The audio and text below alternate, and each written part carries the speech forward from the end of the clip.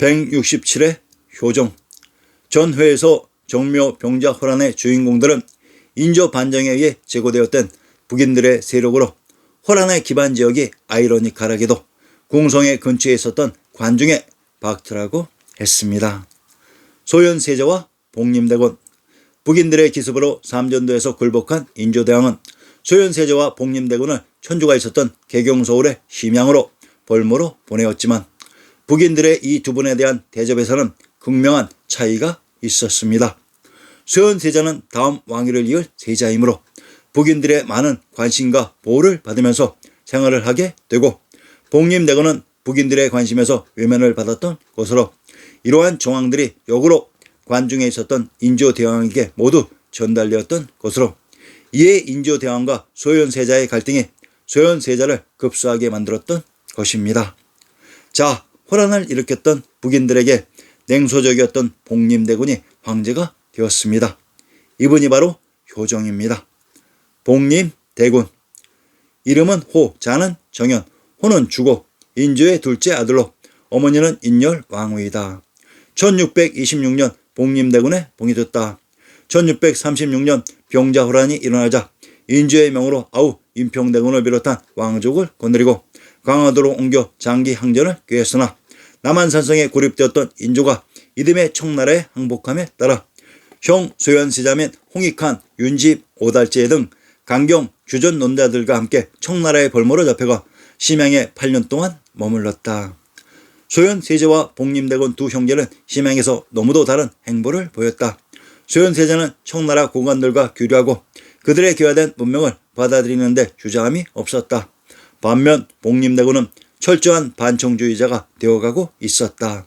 그리고 1649년 올해 인조가 죽자 5일 만에 즉위해 조선의 17대 왕이 되었다. 상기에서 언급했듯이 소현세자와 복림대군은 각각 상반된 행보를 보이면서 소현세자가 급소하고 복림대군이 황제가 되었습니다. 복림대군의 봉지, 복림이란 봉양 봉주에 있는 숲이 복림입니다. 황해도 봉산의 군명을 휴류성, 휴암, 조파의 소암, 지하, 봉주, 봉양이라고 합니다. 황해도 봉산의 군명이 봉양, 봉주로 이곳은 주원장인 태조 이성계의 고향 영흥이기도 합니다. 관중의 박토지역이라고 했습니다. 임평, 효정의 아우 임평대군의 봉지 임평을 찾아봅시다. 평안도 안의주의 고적을 인용합니다. 국내성, 불이성이라고도 한다. 지금 상고하건대 정인지의 고려 지리지에 인주의 장성토가 있는데 국내성은 마땅히 옛 인주의 지경 안에 있을 것이다 하였으며 라고 했습니다. 임평대군이란 인주의 땅을 봉지로 받은 왕의 형제로 인주에 있었던 장성토 국내성은 불이부도의 제왕의 성이라고 했습니다. 복림대군과 임평대군이 모두 한양장안의 관중의 봉지를 가지고 있었습니다. 북벌과 러시아 정벌. 즉위 전부터 호란을 일으켰던 북인들에 대해 복수 설치를 다짐했던 효정은 즉위와 함께 구체적인 북벌 계획을 수립했다. 이것이 바로 나선 정벌입니다. 1654년에 있었던 제1차 러시아 정벌이다. 1658년에 한 차례 더 조천군을 파병하게 되는데 이것이 제2차 러시아 나선 정벌이다.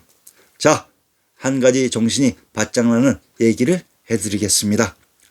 러시아가 현 극동지역으로 진출한 것은 빨라야 볼세비키 혁명 이후입니다. 즉 조선이 만약 한반도에 있었다고 한다면 1650년대에 러시아라는 실체 자체가 극동에 있지도 않았습니다.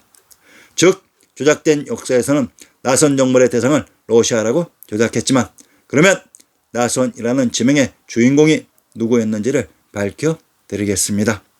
나선이란 나진과 선봉입니다. 나진, 우선 나진의 지명부터 밝혀봅시다. 나주에 있는 진, 포구가 나진입니다. 한자의 지명은 있는 그대로 해석하시면 됩니다. 개성의 성곽을 나성이라고 합니다. 나주에 있는 성이 나성으로 전라도 나주의 군명을 비단금자의 금성, 금산, 진해라고 합니다. 비단금자의 금성은 천조가 있었던 개경서울의 심양이라고 했습니다. 이 심양, 이 대상이 누구인지 아시겠습니까? 효종 대왕이 공격한 나선 정벌의 나주가 바로 북인들이 있었던 심양이었습니다. 자, 그러면 선봉의 지명도 살펴봅시다. 선봉에 있는 바위가 서남입니다. 한성부의 산천을 인용합니다. 서남, 세상에서들 전하기를 한양도성을 쌓을 때 바위가 중이 장상 입은 모양 같은 것이 인왕산 모퉁이에 서 있던 서남이라 불렀다고 합니다. 무학은 성 안으로 들여 보내려고 하고 정도전은 성 밖으로 내어 보내려고 하였다고 했습니다.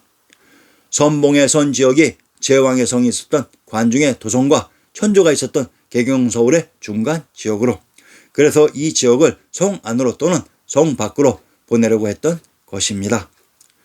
효종 대왕이 싸웠다는 나선 정벌은 청나라라고 조작된 정묘 병자호란의 주체 북인과의 전투였던 것을 현 러시아와의 정벌로 조작했던 것입니다. 북벌의 꿈. 1659년 5월 4일 효종은 얼굴에 난 종기를 치료하던 중에 의원이 침을 잘못 놓아 손 쓸 틈도 없이 엄청난 양의 피를 쏟아붓고 숨을 거두었다. 유언 한마디 남기지 못하고 그렇게 효종은 세상을 떠났고 그와 함께 밤낮으로 꿈꾸던 북벌 기업도 무산되었다. 그의 나이 41세였다. 효종 대왕의 북벌인 나선 정벌은 현 러시아가 아닌 호란을 일으킨 천조가 있었던 개경서울의 심양 세력 북인들과의 전투였던 것입니다. 신증 동궁 여지스남의 지리적인 지명의 설정과 실제의 역사 모델을 알 수 있으면 조작된 역사를 전부 복원시킬 수 있습니다.